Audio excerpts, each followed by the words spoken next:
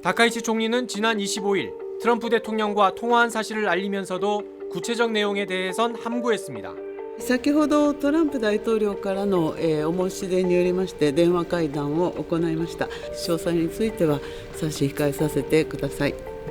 다음 날 의회에 나온 다카이치 총리는 사뭇 달라진 태도를 보였습니다. 시작부터 중일 관계의 중요성을 강조했고 중일 갈등에 불을 지핀 자신의 타이완 유사시 발언을 해명했습니다. 私も具体的なことに言及したいとは思いませんでしたけれども、 타이완과 거리를 두는 듯한 발언까지 나왔습니다. 非政府間の実務関係、として、維持をしていると、台湾の法的地位や、認定をする立場にはございません。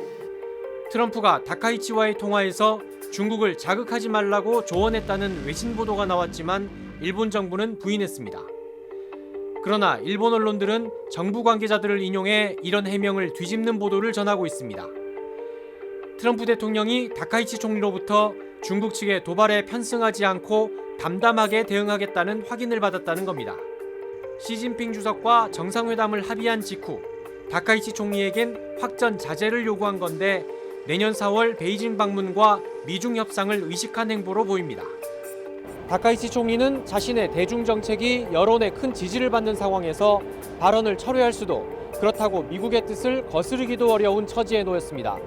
다카이치의 외교 역량이 중대한 시험대에 올랐다는 평가입니다. 도쿄에서 SBS 문주모입니다. 중국 민간업체가 본격 대량 생산에 돌입한 극초음속 미사일 YKJ-2N입니다. 공개된 영상에서 편대를 이룬 8대의 미사일이 일본을 향해 날아가는 걸로 그려집니다.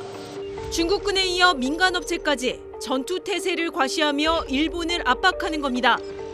중국은 시진핑 국가주석과 트럼프 대통령의 통화도 연일 여론전에 활용하고 있습니다. 习近平主席在中美元首通话中阐明了中方在台湾问题的原则立场。 관영 황구시보는 트럼프 대통령이 미국은 타이완 문제가 중국에 얼마나 중요한지 이해하고 있다고 말했다고 거듭 강조했습니다. 트럼프의 최우선 과제는 미중 무역 합의 완성과 내년 4월 성공적인 방중인데 다카이치 총리가 트럼프의 큰 그림에 방해가 돼 문제아로 비칠 수도 있다고 주장했습니다. 일본 언론들은 트럼프 대통령이 시 주석 통화 후 다카이치 총리에게도 전화를 건 사실을 부각하면서도 트럼프가 일본에 대한 지지 언급을 하지 않은 점, 미중 관계를 주요 2개국 G2로 표현한 걸 두고 일본 패싱이 우려된다고 전했습니다. 야당 대표들과 토론에 나선 다카이치 총리는 이 문제에 대한 언급을 피했습니다. 我が国はですね、台湾に関する法的地位や、認定をする立場にはございません。 베선트 미국 재무장관은 미중 정상이 내년 최소 4차례 만날 가능성이 있다면서 타이완 문제에 대한 미국의 입장은 일관되다고 밝혔습니다.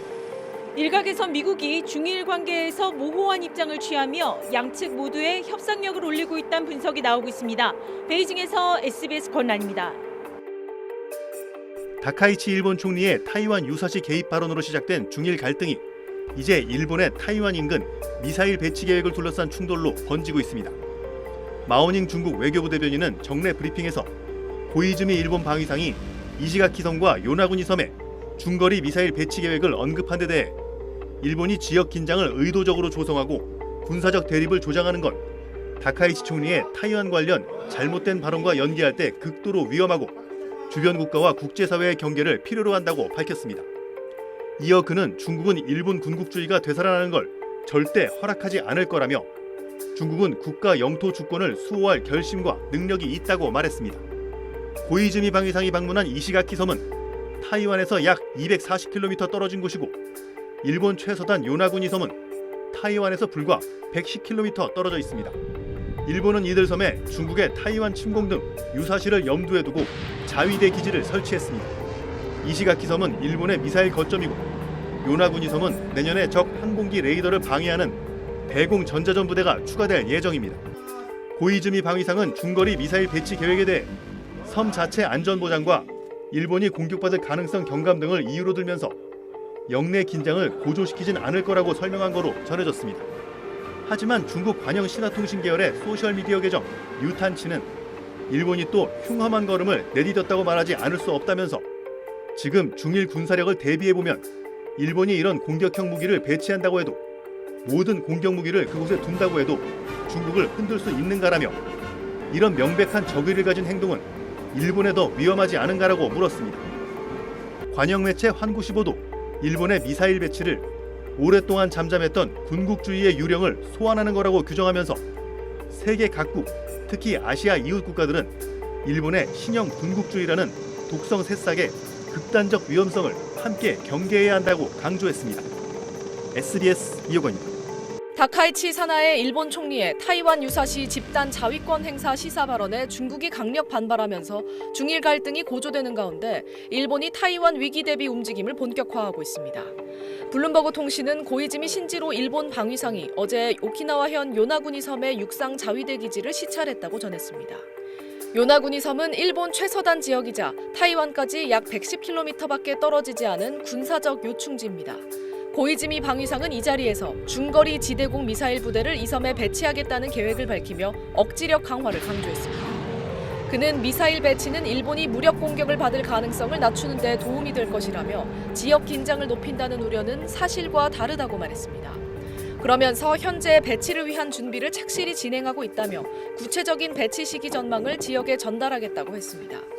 요나구니가 타이완 위기 시 어떤 영향을 받게 될지 묻는 질문에는 가상 시나리오에는 답하지 않겠다고 했습니다. 블룸버그 통신은 이번 조치가 중국의 군사력 확대와 타이완을 둘러싼 충돌 가능성에 대한 일본의 우려를 반영한다고 분석했습니다.